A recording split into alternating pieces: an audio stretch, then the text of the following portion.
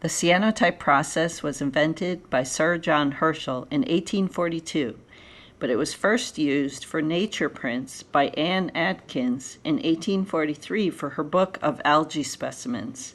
Interesting fact, I bought a kit from Jacquard with the dry chemicals that you mix with water.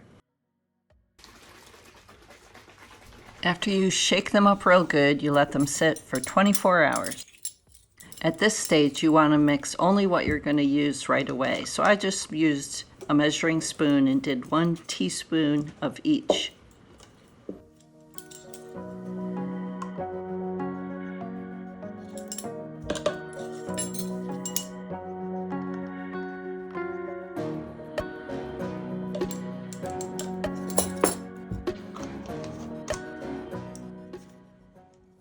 Then I painted it on the rocks. And I didn't know if you're supposed to do 2 layers or 1 layer. I did 1 layer.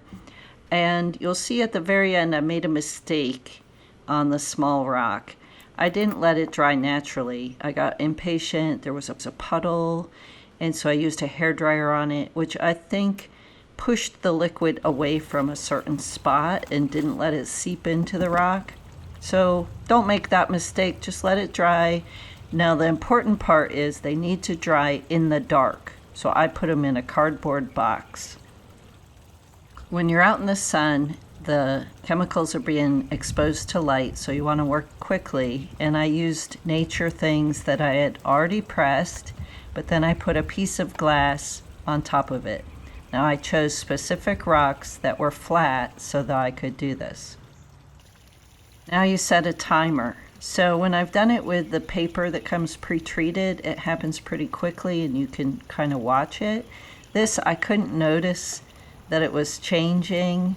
So I actually left it outside for 40 minutes. And it turned out it did work, but I was really nervous. And at first, I couldn't even see anything, even after I washed it with water. You want to make sure you wash them really well. So you see me swishing them around in a bucket of water outside, and then I took them inside and ran them under the faucet. And then they did darken, and I think they look pretty cool.